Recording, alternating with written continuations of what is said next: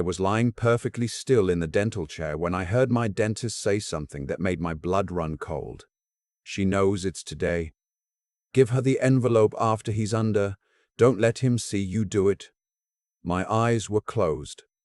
The local anesthetic had just been injected into my lower jaw. I hadn't moved. I don't think either of them realized I was still fully conscious, that the numbness in my mouth had nothing to do with my ears, my mind, my ability to process every single word being whispered 4 feet away from my face. I kept breathing slowly, in, out, steady, because in that moment the only advantage I had was that they didn't know I was listening. My name is not important right now. What matters is that I'm 63 years old. I spent 31 years building a structural engineering firm in Columbus, Ohio, and I had been married to my wife for 28 of those years. Her name was Brenda, and the man whispering across the room was Dr. Hugh Calloway, her dentist, our dentist actually. She had referred me to him 7 years ago when my previous dentist retired. I thought about that a lot afterward. She had sent me to him. The appointment that morning was routine. A crown replacement on my lower left molar. Hugh had done the prep work 2 weeks prior, and this was the final fitting. Simple. An hour, maybe 90 minutes. I had driven myself because Brenda said she had a Pilates class and couldn't sit in a waiting room for that long. That was fine. I didn't need anyone to hold my hand at the dentist. I had been lying back in the chair for maybe 10 minutes when Hugh stepped out briefly to check on the crown in the back lab, he said.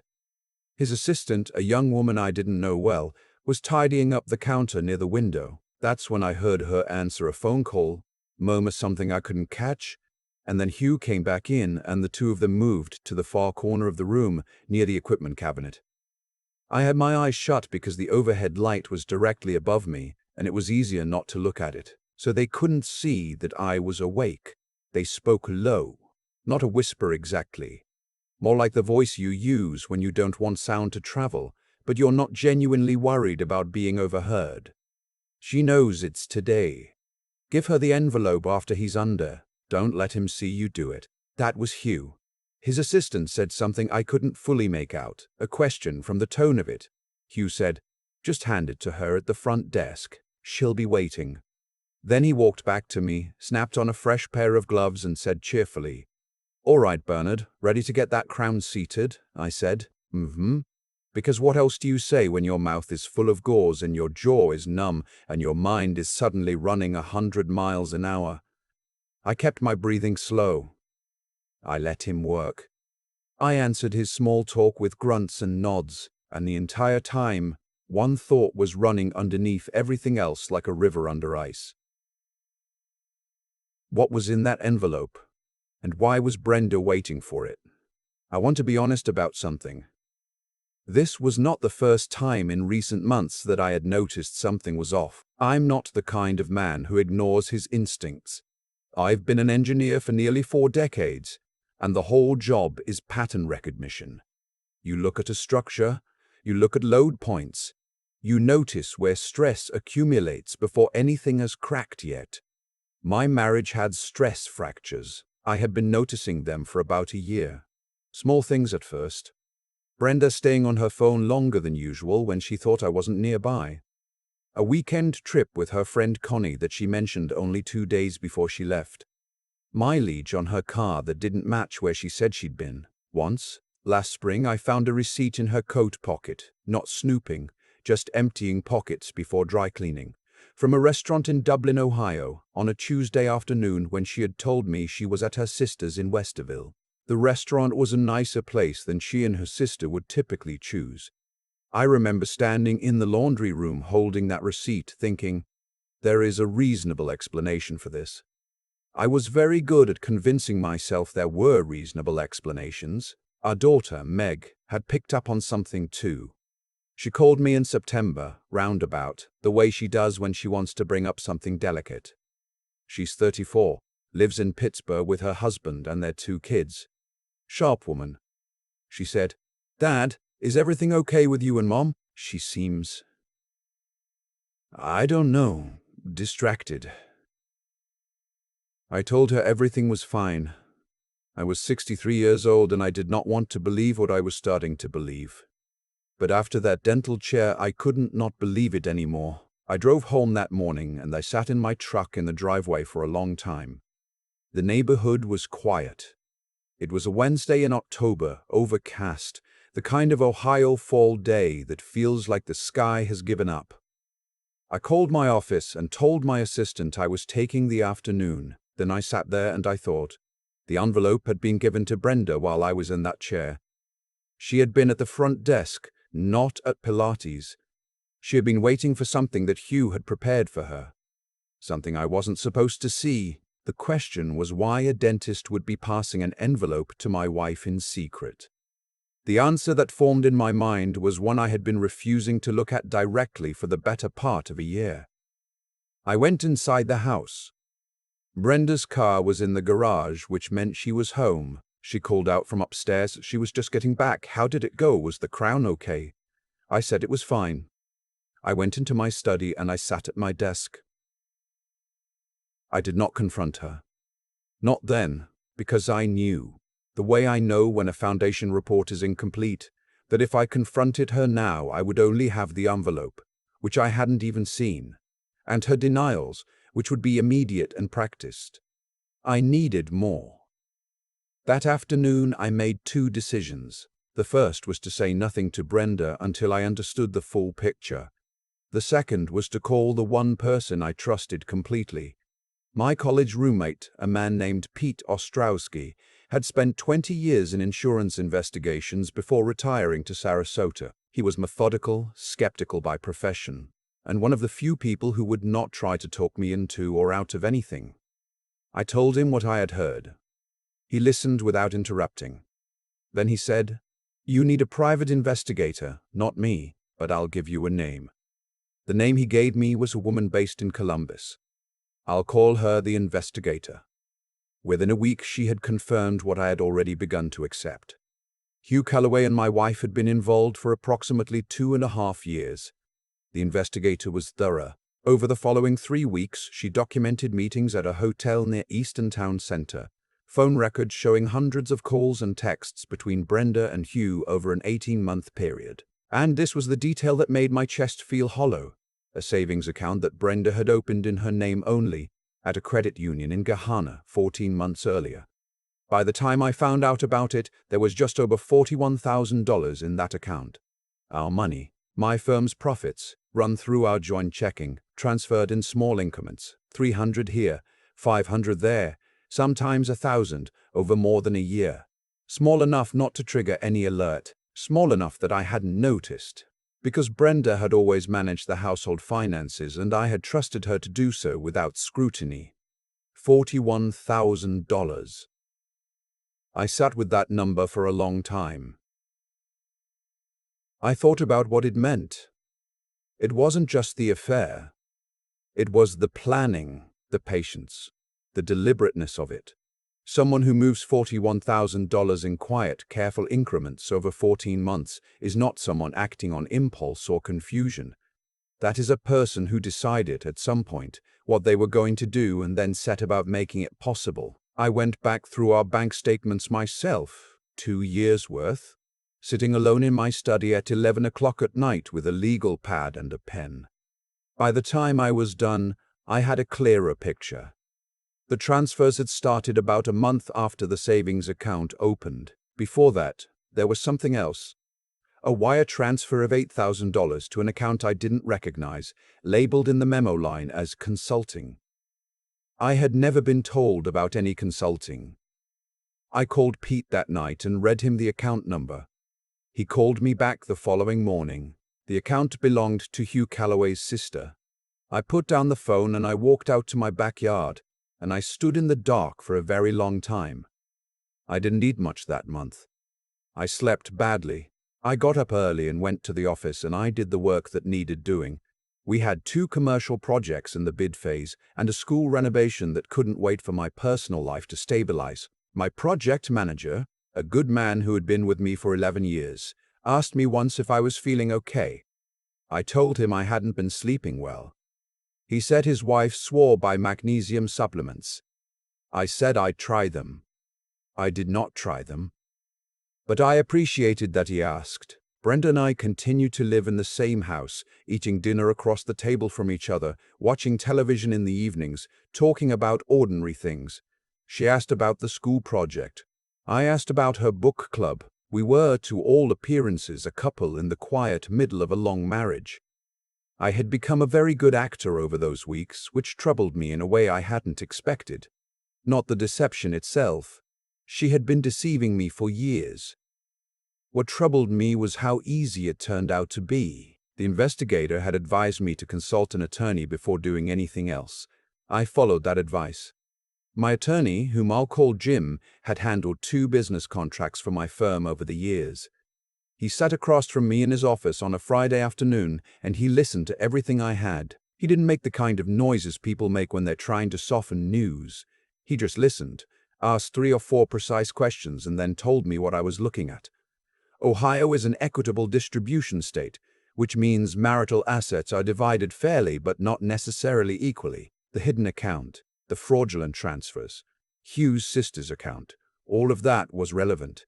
Jim said the financial misconduct alone, documented as carefully as I had documented it, changed the calculus significantly. He also said we needed to move carefully, because if Brenda realized I knew, she could take steps to complicate the asset picture. "Don't tip your hand," he said. "Not yet." I asked him when. He said, "When you're ready, and when we are." There is something nobody tells you about this kind of situation, which is that the hardest part isn't the anger.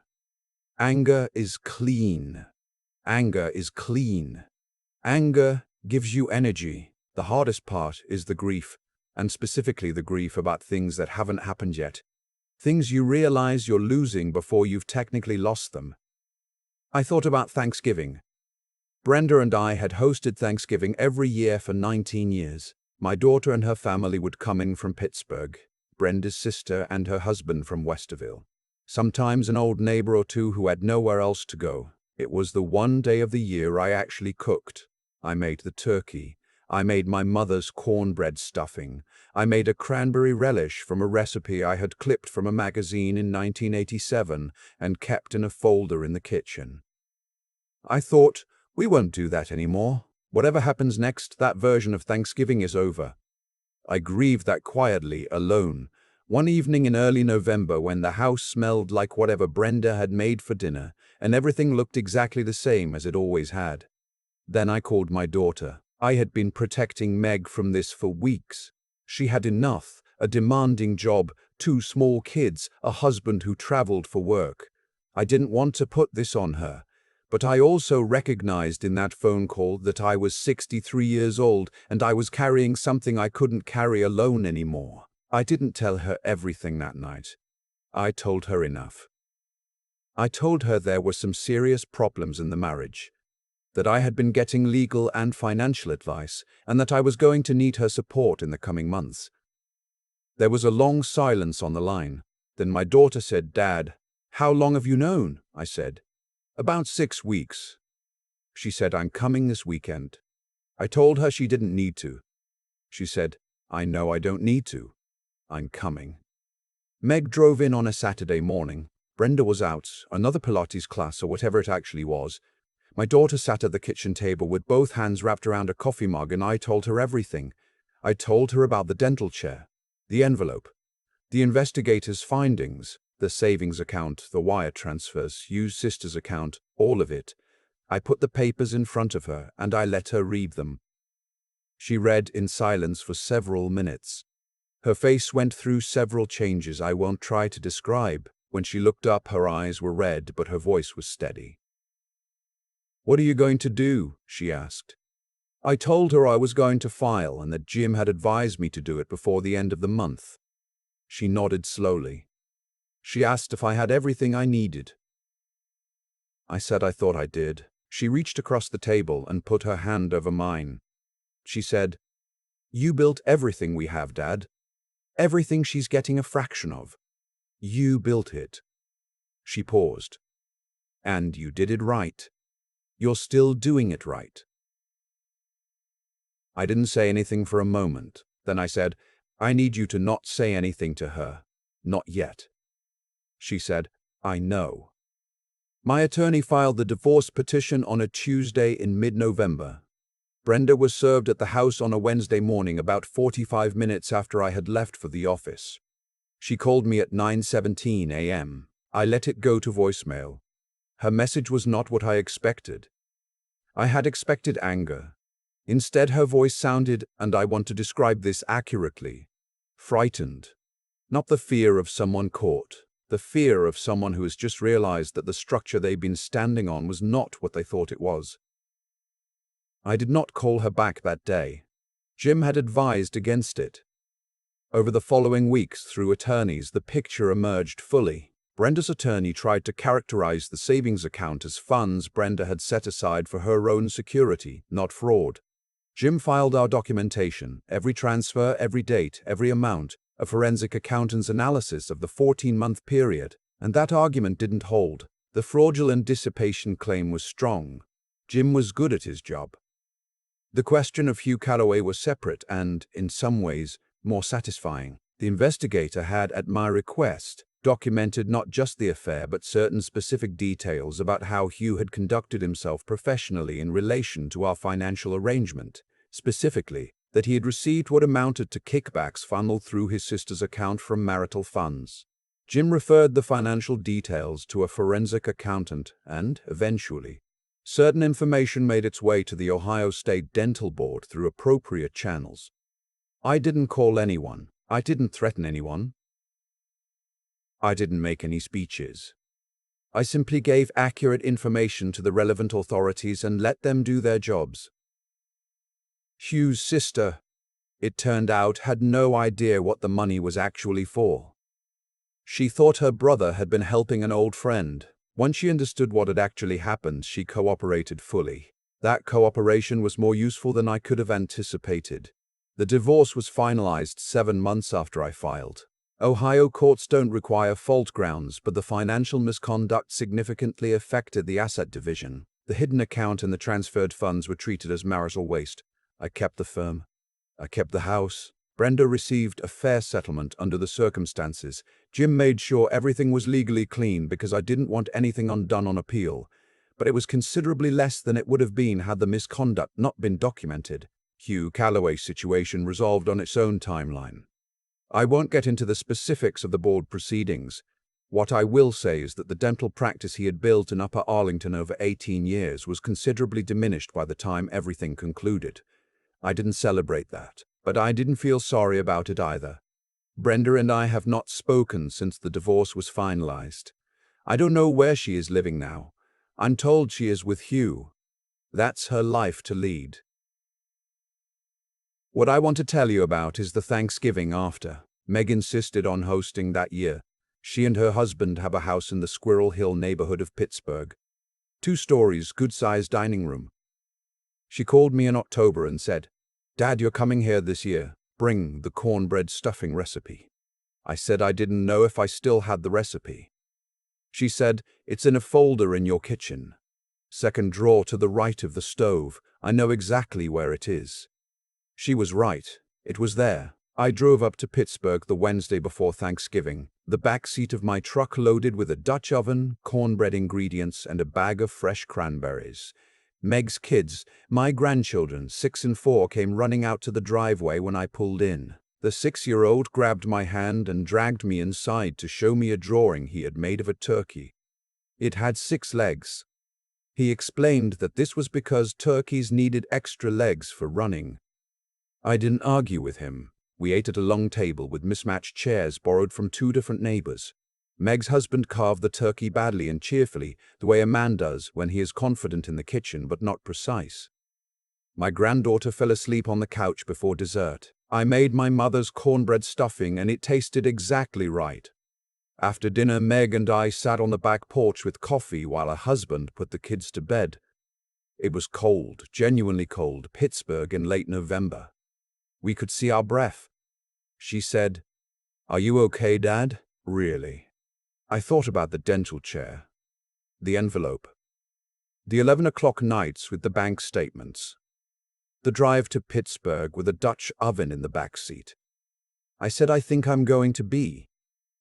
She leaned against my shoulder the way she used to when she was small. We sat there for a while without talking, looking out at the dark yard. 63 years old, starting over. The cold air was clean and the coffee was hot, and my daughter was leaning against my shoulder, and somewhere inside the house my grandson's turkey drawing was taped to the refrigerator with its 6 improbable legs. I had built things before.